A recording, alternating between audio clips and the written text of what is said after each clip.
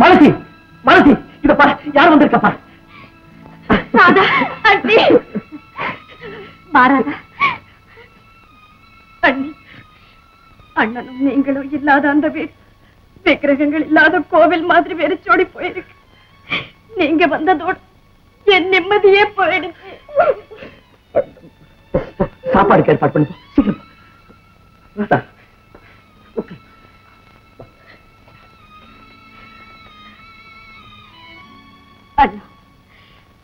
நான் உங்களை பார்க்க இன்னொரு வீடு தேடி வரவும் எனக்கு நீங்களே உபச்சாரம் பண்ணும்படியாகவும் ஆயிடுச்சு. உயர்ந்த நிலைக்கு வந்ததுக்கு அப்புறம் நமக்குள்ள இப்படி ஒரு பெரிய பிரிவு ஏற்படும் தெரிஞ்சிருந்தா நான் ஏழையாவது இருந்திருப்பேன். ஏழையாவது இருந்திருப்பேன். நடந்து போச்சு. இனி பேசி என்ன பிரயோஜனம்? எவ்வளவுக்கு எவ்வளவு சிரிச்சமோ அவ்வளவு அழுத. இனிமே இத பாரு, உங்க வீட்டுல எல்லாரும் நல்லா இருக்காங்களா? ஆனந்தன் எப்படி இருக்காங்க? உங்க ஆசீர்வாதத்தால் சௌக்கியமா இருக்காங்க. என்னையும் நல்லா வச்சிருக்காரு. அப்பா, இந்த ஒரு வார்த்தையில தான்மா என்னுடைய வாழ்க்கையே அடங்கியிருக்கு. என்னம்மா, நீங்களும் அவரும் தேர்தல்ல போட்டி போடுறது அவ்வளவு நல்லது இல்லைன்னு உன் புருஷன் கிட்ட சொல்லுமா. அண்ணி, அவருடைய பிடிவாத குணம் உங்களுக்கு தெரியாதா? அதுக்காக அண்ணா கொஞ்சம் விட்டு கொடுத்தா நல்லா இருக்குமா? பிடிவாத குணம் உள்ளவங்க நினைச்சதையெல்லாம் சாதிக்கணும், பெருந்தன்மையானவங்க எல்லாத்தையும் விட்டு கொடுக்கணும். இதுதான் உன் புருஷனுடைய தத்துவமா? ஐயோ, அவருக்கும் இதுக்கும் எந்த சம்பந்தம் இல்லை. நீ நானா தான் வந்து கேட்கிறேன். ஏன்னா அண்ணா பட்டம் பதவிக்கெல்லாம் ஆசைப்படுறவர் இல்லை. அவர் ஆசைப்படாம இருக்கலாம், நான் ஆசைப்படுறேன். ராதா, ராதா, உன் புருஷன் பூமாலையோட புகழ் முழக்கத்தோட ஊர்வலம் வரணும். அந்த ஊர்வலத்துக்கு எம் புருஷன் கொடி பிடிக்கணும்னு நினைக்கிறியா? உண்மையான அன்புள்ள எந்த தங்கையும் அப்படி நினைக்க மாட்டான். அன்பு அன்புன்னு சொல்லித்தானே எல்லாருமா சேர்ந்து அவரை இந்த நிலைமைக்கு ஆளாக்கிட்டீங்க. இன்னும் அந்த அன்புங்கிற ஆயுதத்தை எத்தனை நாளைக்கு உபயோகப்படுத்தி எங்களை அழிக்க போறீங்க? சொல்லு ராதா. என்ன மன்னிச்சிருங்க. தன்னுடைய கணவருக்காக பறிஞ்சு பேச உங்க தங்கைக்கு இருக்கிற அதே உரிமையை எனக்கு கொடுங்க. அவர் கவுன்சிலர் ஆகணும்னு உங்க தங்க ஆசைப்படும் போது நீங்க சேர்மன் ஆகணும்னு நான் ஆசைப்படுறதுல தப்பு என்ன? நீங்களே சொல்லுங்க. ராதா, உனக்காக உங்க அண்ணன் வீடு வாசல் சொத்து சுகம் எல்லாத்தையும் தியாகம் செய்துட்டார். மிச்சம் இருக்கிறது மானம் ஒண்ணுதான். உயிரை விட மேலான அந்த மானத்தையும் உன்னுடைய அன்பின் பேரால கேட்க போறியா? சொல்லு ராதா, சொல்லு. இல்ல நீ இல்ல, எனக்காக எங்க அண்ணன் செய்திருக்கிற தியாகங்கள் போதும். நான் இனிமே அவர்கிட்ட எதுவுமே கேட்க மாட்டேன், எதுவுமே கேட்க மாட்டேன்.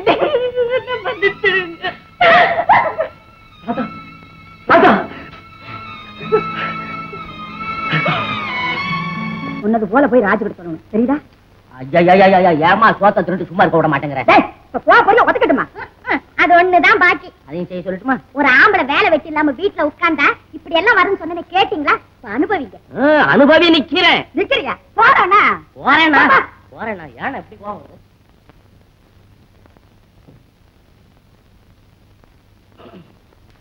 வணக்கம். வாப்பா, உட்கார். உட்கார்ந்து நேரத்தை வீணாக்காத, உடனடியா காரியத்தை முடிச்சுட்டு வா அப்படின்னு உத்தரவு. அப்படி என்னப்பா அவசர காரியம் உங்களுக்கு? தேர்தல் செலவுக்கு பணம் தேவை. தேர்தல் செலவுக்கு பணம்? ஏய், குடும்ப செலவுக்கு எவ்வளவு வேணாலும் கேளு, கொடுக்குறேன். இந்த தேர்தல் கிருதல் சொல்லி என்னுடைய பணத்தை வேஸ்ட் பண்ண வேண்டாம். அவர் ஒண்ணு கடனாவோ எனாமாவோ கொடுக்க வேண்டாம், நமக்கு சேர வேண்டியதை கேட்டு வாங்கிட்டு வான்னு சொன்னான். சேர வேண்டியது? வடங்க வடங்க அப்படின்னா என்ன அர்த்தம்? அர்த்தம் ஒண்ணும் இல்ல.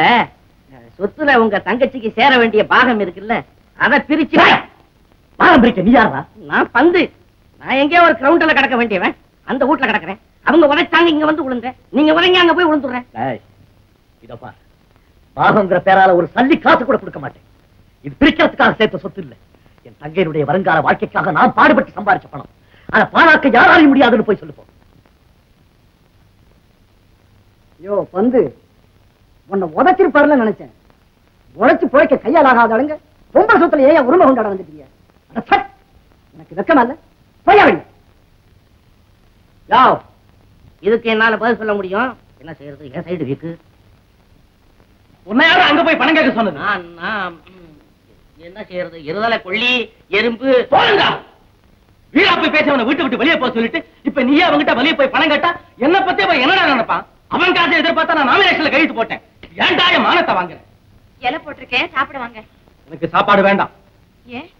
அட நீங்க என்னம்மா கப்பல முழுகிட்டு இருக்கும் போது காரணம் கேக்குறேன். தம்பிக்கு இப்போ மனக்கவலை பாதி பணக்கவலை பாதி. எதுக்கு பணம்? எலெக்ஷன் செலவுக்கு. இன்னுமா செலவு இருக்கு? அதை ஏமா கேக்குற? வீட்டை கட்டிப்பாரு, கல்யாணத்தை பண்ணிப்பாரு, எலெக்ஷன்ல நின்னு பாரு. இதுக்கா கவலைப்படுறீங்க? நான் அண்ணகிட்ட வாங்கி தரேன், சாப்பிட வாங்க. போதும், உங்க அண்ணன் கிட்ட நான் பட்டிருக்கிற அவமானம். ச்சே, என் வாழ்க்கையே உங்க அண்ணன் பிரச்சனையா போயிடுச்சு. இந்த தீராத பிரச்சனை என்னைக்கு தீருமோ? நீ கொஞ்சம் ஒதுங்கிக்க. என்னடா அது? உங்க மறைக்குது ஒதுங்குன்னு. இந்த பண நெருக்கடி எப்படி சமாளிக்கிறது? அண்ணே, நீங்களாவது ஒரு யோசனை சொல்லுங்க. நான் சொல்றேன்மா. போச்சு. என்னம்மா அது சொல்லுங்க. உன் கையெழுத்து ஒண்ணு இருந்தா போறோம். ரூபாய் 100 இல்ல 1000 இல்ல லட்சம் வேணும்னாலும் வாங்கலாமா? எப்படிம்மா? உன்னையே ஆனந்தனை நம்பி எவன்டா கடன் கொடுப்பான்? எம்மாடி, நீ சொத்துக்காரிங்கிறது எல்லாருக்கும் நல்லா தெரியும். நீ ஒரு கையெழுத்து போட்டா எந்த லேவாதேவிக்காரனும் கண்ணை மூடிட்டு கடன் கொடுப்பான். ச்சே, கடன் வாங்கியா எலெக்ஷன் செலவு செய்யறது? அதனால என்ன, எப்படியாவது அத்தான் ஜெயிச்சாகணும். இருங்க அண்ணா, பேப்பரும் பேனாவும் கொண்டு வரேன். தம்பி, நல்ல சந்தர்ப்பம். வெறும் கையத்துல அவகிட்ட கையெழுத்து வாங்கிடு. மத்ததெல்லாம் நீ பாத்துக்கிறேங்கறியா? அம்மா, உன் திட்டத்துக்கெல்லாம் என்ன ஒட்டடக்கம்பா யூஸ் பண்றீங்க? ரொம்ப போனா ஒடிஞ்சிருவேன் அம்மா. இந்தாங்கண்ணா, எழுதுங்க. முதல்ல நீ கையெழுத்து போடுமா? சரி.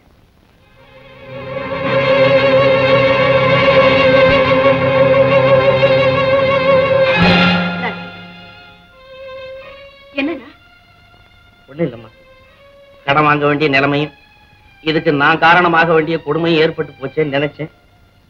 கண்கலங்கி போச்சு. கவலைப்படாதீங்க. மனசாட்சி உள்ளவங்க கடவுள் கைவிடவே மாட்டார். இந்தாங்க. ஐயா, நான் ஒண்ணு சொல்றேன், கோச்சிக்க மாட்டீங்களா? என்ன சங்கர்? இந்த எலெக்ஷன்ல நீங்க வாபஸ் வாங்கிக்கிறது நல்லதுன்னு தோணுதுங்க. ஆமாங்க, ஏன்னா ஆனந்தையா கண்டிப்பா தோத்துடுவாரு. அந்த தோல்விக்கு நீங்க தான் காரணம்னு சொல்லி அவர் நம்ம தங்கச்சி திட்டலாம். அதாவது பரவாயில்ல, ஒன்ன பத்தாக்கி ஊர்வம்ப விலைக்கு வாங்குற அந்த மீனாட்சி அம்மா இத ஒரு காரணமா வச்சு நம்ம தங்கச்சியை திட்டுவாங்களேன்னு தான் பயப்படுறேன். ஐயா, உங்களுக்கு யோசனை சொல்ல எனக்கு அருகதை இல்லை. இருந்தாலும் இந்த நெருக்கடியை தீர்க்க எதையும் மனசுல பட்டது சொன்னேன், மன்னிச்சு.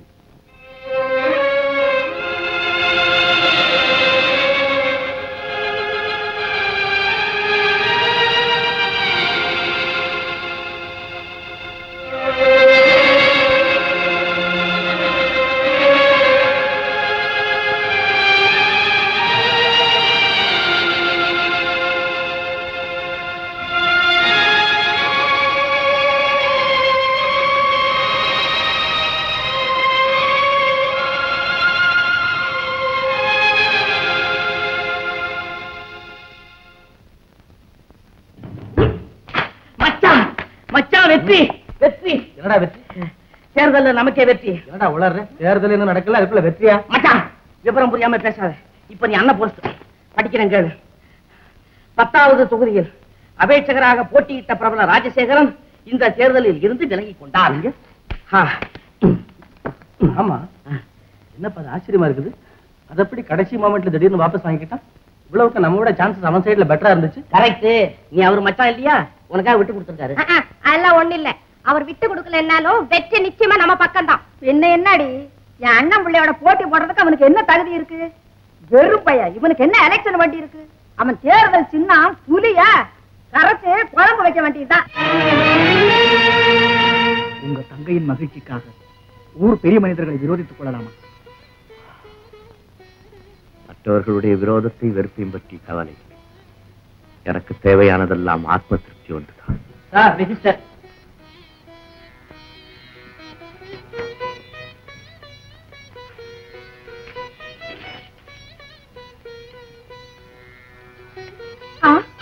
இது என்ன அநியாயம்?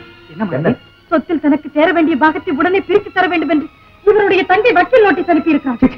என்ன பைத்தியக்காரத்தனம், மறுபடியும் பாருங்க. நீங்களே பாருங்க.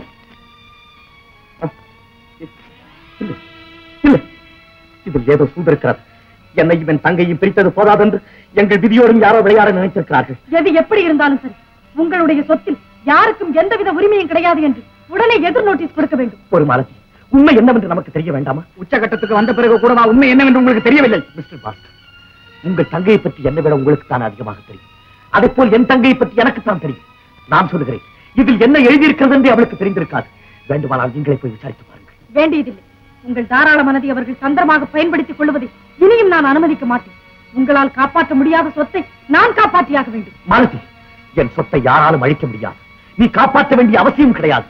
அது இருக்கிறபடியே இருக்கட்டும். இல்லாத குழப்பத்தை உண்டாக்காது. குழப்பம் ஒன்றுமில்லை. கொண்டவளின் உரிமை இதோ பாருங்கள்.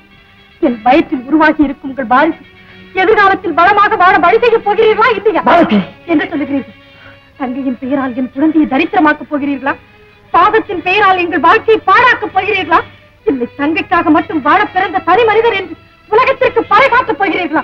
சொல்லுங்கள்.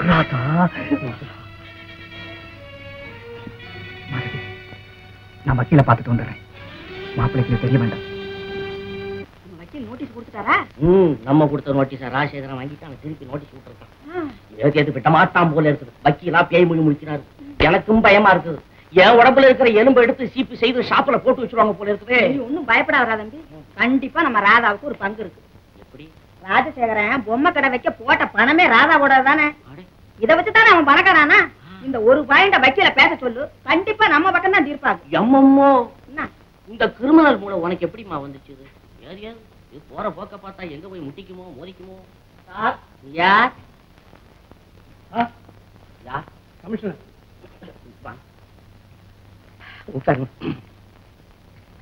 ஆமா, ராதா அம்மாவுக்கு பிரதிநிதியா இருந்து கேஸ் போட்டிருக்காரு செங்கல்ராயன். யார் அது? செங்கல்ராயன். செங்கல்ராயன் நான் தாங்க, நான் தான். கோர்ட்டு உத்தரவு வந்து. ஏமா ஏமா, என்னடா? வா வா, கோர்ட்ல இருந்து ஓலை வந்திருக்கு. இந்த ஓலையில யாருக்கு ஓலை வச்சிருக்காங்களோ தெரியல. கருமா கருமா, நான் 2 சோத்த தின்னுட்டு கொஞ்சம் வெள்ளையங்கள்லையுமா போட்டுக்கிட்டு வெளி தெருவு சுத்திக்கிட்டு இருந்தேன். எனக்கு வந்துருச்சு வேலை. இப்ப என்னடா குடிமொழி போச்சு? சாதாரண முழுவனா பரவாயில்ல, இது என்ன தேய்ச்சி மொழி இருக்கு. படிச்சு பாரு. படி படி. நீ நான் தான் செய்யணுமா? என்ன எழுதி இருக்குதோ, ஏது எழுதி இருக்கோ, யாருக்கு என்ன இருக்கு? ஏடா உதற தைரியமா படிய. ராதா வியாதி. வியாதியா? வரட்டும் வரட்டும். இல்ல இல்ல,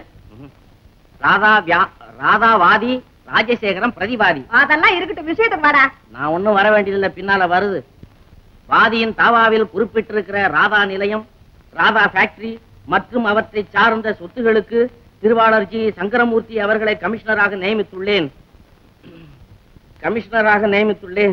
மேற்குறித்த தாவாவின் முடிவு வரையில் கமிஷனர் மேற்படி சொத்துக்களை பொறுப்பேற்று மேற்பார்வையிட்டு வரவு செலவு கணக்கை மாதம் கோர்ட்டாருக்கு சமர்ப்பிக்க வேண்டும். நான் நினைச்சது சரியா போச்சு. இப்படி எல்லாம் நடக்குன்னு எனக்கு முன்னே தெரியும். அம்மா, நான் சொன்ன கேட்டியா? போது, சும்மா இருடா. தம்பி தம்பி, என்னத்த?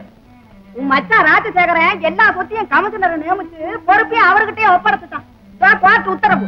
இல்லை, இதுல சூழ்ச்சி இருக்கு. எனக்கு எங்க அண்ணனுக்கும் தெரியாம ஏதோ ஒரு பயங்கர சக்தி எங்களை ஆட்டி வைக்குது.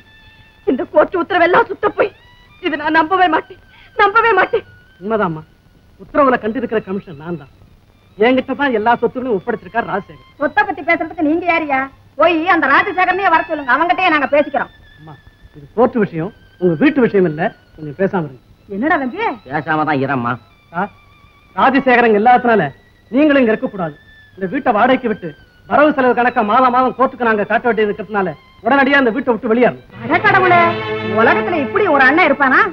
கர்ப்பிணின்னு கூட பார்க்காம வெறுங்கையோட வீட்டை விட்டு துரத்துறானே, அந்த பாவி நல்லா இருப்பானா? அத்தை, நீங்க ஏன் அலசப்படுறீங்க?